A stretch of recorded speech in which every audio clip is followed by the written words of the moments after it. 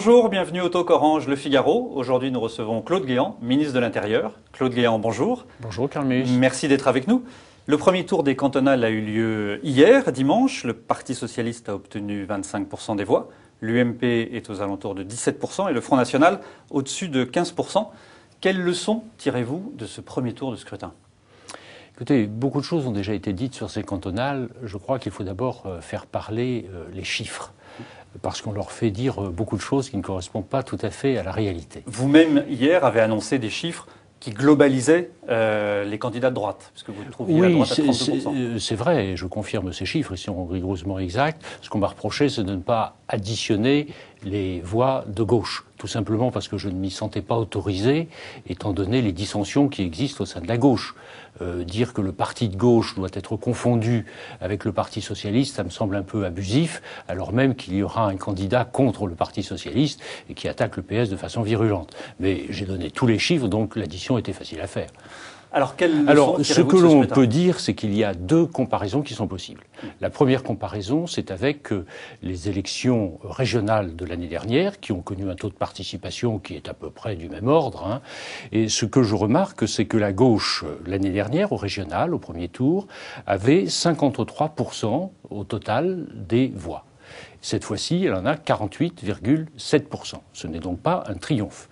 Pour ce qui est de la droite, elle avait au premier tour des régionales 27,26% des voix. Elle en a 31,7%. Quant au Front National, il avait 12,3%. Il a cette fois 15,6, c'est-à-dire 3,3 de plus. Une autre comparaison qui vient immédiatement à l'esprit, c'est celle que l'on peut faire avec les élections cantonales de 2004, c'est-à-dire avec la même série.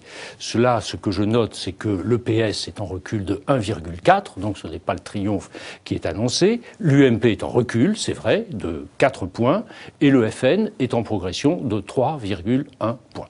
Voilà la réalité des chiffres. Je pense qu'ils font les commentaires en eux-mêmes. Jean-François Copé, le secrétaire général de l'UMP, a commenté ces chiffres hier soir en direct. Je vous propose de l'écouter. Là où nos candidats ne seraient pas présents au second tour, eh bien nous laissons nos électeurs libres de leur choix, chacun comprenant bien sûr que nous ne voterons pas pour le Front National. Mais je veux dire aussi qu'il n'y aura pas non plus de Front républicain. Parce que le Front républicain, ça n'est pas la réponse à apporter au Front National. Il nourrit d'abord un sentiment de connivence entre des adversaires politiques, et je suis obligé de dire, pour ceux qui en auraient des doutes, qu'il n'y a non plus rien de commun entre l'UMP et le Parti socialiste. Alors cette ligne du ni Front National ni Front Républicain a été réaffirmée ce matin par Nicolas Sarkozy dans la réunion des dirigeants de l'UMP. Est-ce qu'un responsable politique aujourd'hui peut appeler son électorat à ne pas choisir et donc à se réfugier dans l'abstention, ce qui revient un peu à ce qui a été dit ? D'abord, les responsables politiques ne sont pas propriétaires des voix de leurs électeurs, qui se déterminent avec leur âme, leur conscience et leur bon sens. Ce qui est sûr, c'est que la ligne de la part de l'UMP est claire. Cela étant, Jean-François Copé a ajouté que nos valeurs n'étaient pas celles du Front National. En même temps, il y a un certain nombre de responsables de l'UMP, de ministres comme Valérie Pécresse, qui ont dit dès dimanche, bon, dans un duel FN-PS, finalement, je voterai ce Parti socialiste. Elle a fait une nuance entre sa position de responsable politique, c'est-à-dire de ne pas choisir entre le Front républicain et le Front national. Elle a dit qu'elle, en son âme et conscience, ne voterait pas pour le Front national. Il y a quelques années, l'idée d'un Front républicain était acceptée par tout le monde. Aujourd'hui, ce Front républicain est fissuré. Comment vous expliquez qu'il y ait ce changement d'attitude ? Il y a des partis républicains en France, ça c'est tout à fait clair. Cela étant, Jean-François Copé l'a souligné à très juste titre, la droite républicaine ne se confond pas avec la gauche républicaine. Et il est important que les différences soient perceptibles aux yeux de nos concitoyens. Les internautes sont amenés à vous poser des questions. L'un d'eux, Popcorn, vous demande, est-ce que refuser de donner des consignes de vote pour le Parti socialiste et dans le même temps pour le Front national ne participe pas, au fond, à banaliser le vote d'extrême droite ?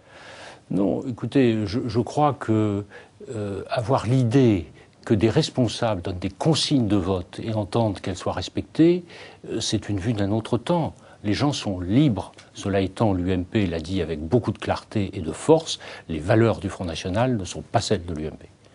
Comment vous expliquez ce niveau élevé du Front National? Dans les chiffres que vous nous avez donnés, vous notiez une forte progression, en tout cas par rapport à 2004. C'est une progression de 3 points, quelle que soit la référence que l'on prend.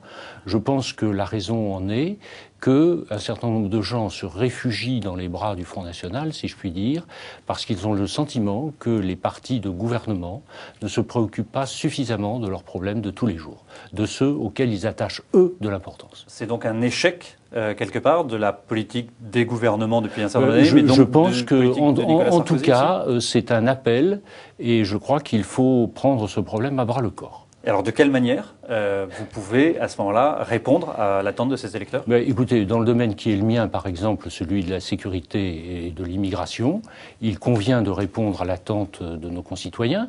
En matière de sécurité, toutes les statistiques le prouvent, la situation s'améliore d'année en année, mais cela ne suffit pas. Nos concitoyens ont des attentes qui sont encore supérieures. Ils veulent avoir le sentiment de vivre dans une société de tranquillité, et il faut que nous parvenions à les satisfaire. Vendredi dernier, vous avez dit que les Français, à force d'immigration incontrôlée, je cite votre phrase, ont parfois le sentiment de ne plus être chez eux, ou bien ils ont le sentiment de voir des pratiques qui s'imposent à eux. Vous avez compris la polémique qui a suivi cette phrase? Mais écoutez, cela rejoint directement l'évocation que je faisais à l'instant. C'est-à-dire qu'il est très important de répondre aux préoccupations des gens. Alors, j'ai noté 2 types de réactions à mes propos, des réactions de soutien, beaucoup. Et je suis absolument convaincu que les Français partagent ce constat, finalement, que j'ai fait, ce constat de leurs préoccupations, de leurs sentiments.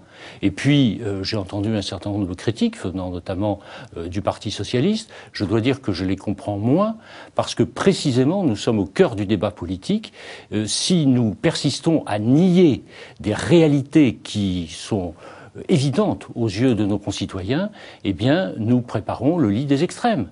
C'est vrai que les Français ont le sentiment qu'un excès d'immigration, c'est-à-dire une immigration irrégulière, non désirée, les trouble, les ennuis. Ils ont aussi l'impression que cette immigration peut se traduire par des modes de vie qui peu ou prou s'imposent à eux et qu'ils ne souhaitent pas. Et nous avons le devoir, nous, en responsabilité gouvernementale, de tenir compte de ces préoccupations. C'est la raison pour laquelle le gouvernement, qui n'a jamais prôné une immigration zéro, ce serait complètement irréaliste, le gouvernement, donc, essaye de rendre encore plus efficace sa politique de lutte contre l'immigration irrégulière. Cette politique a été efficace. N'oublions pas que quand la gauche était au pouvoir, on reconduisait chaque année 9 000 étrangers en situation irrégulière dans leur pays. C'est maintenant 30 000 chaque année depuis 2007. Et j'ajoute que depuis 2007, cela représente 210 000 personnes en situation irrégulière qui ont été reconduites ou refoulées à la frontière. Donc c'est efficace. Mais il y a un problème de principe. La loi, c'est la loi. Ce que j'ai noté la semaine dernière lors du débat sur l'immigration qui avait lieu à l'Assemblée nationale à propos du projet de loi que je présentais au nom du gouvernement, c'est que les socialistes, la gauche dans son ensemble, pied à pied, combattaient à tout instant pour que les outils nous permettant de lutter contre l'illégalité soient rognés au minimum, ne soient pas mis en œuvre. C'est une vraie différence avec nous.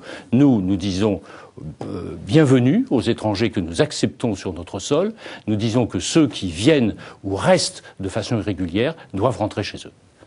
La France est engagée militairement contre la Libye depuis la résolution de 1973 de l'ONU qui a été votée. Est-ce que les frappes vont au-delà de ce que recommandait cette résolution ? Je ne crois pas. La résolution des Nations Unies avait pour objet de faire en sorte que les armées de colonel Kadhafi ne puissent plus attenter à la vie ou à la sécurité des civils. Un certain nombre d'objectifs militaires ont été frappés. Parmi ces objectifs militaires, il y a des centres de commandement, des centres de communication, mais qui sont en quelque sorte les nerfs de l'armée de Kadhafi. Et si on frappe les centres de communication, eh bien, il n'y a plus de fonctionnement satisfaisant des armées. Ça me semble absolument dans le mandat. Et d'ailleurs, un certain nombre de responsables militaires des différents pays qui interviennent ont clairement indiqué qu'il n'y avait pas d'objectif politique. C'est une crainte qui a été relevée par le patron de la Ligue arabe, M. Moussa. Oui, il y a un risque que les pays arabes se désolidarisent de la coalition? Je ne crois pas. D'abord, M. Amer Moussa a engagé la Ligue arabe à la demande du président Sarkozy. Vous me permettrez d'ailleurs à cette occasion de dire que par rapport aux critiques qui ont été émises contre le président, mais c'est systématique dans notre pays, aujourd'hui tout le monde se rend bien compte que heureusement il était là, parce que le monde entier s'apprêtait à contempler à la télévision des massacres commis par le colonel Kadhafi. Heureusement, le président a pris la tête de la croisade pour mobiliser le Conseil de sécurité des Nations Unies, et puis également la Ligue arabe et l'Union africaine. Alors quant à M. Amer Moussa, il a eu un entretien aujourd'hui avec le ministre britannique des Affaires étrangères, au cours duquel il lui a bien confirmé qu'à son sens, les résolutions des Nations Unies étaient strictement respectées. Monsieur Claude Guéant, merci d'avoir répondu à nos questions. C'est moi qui vous remercie. À demain pour un prochain talk.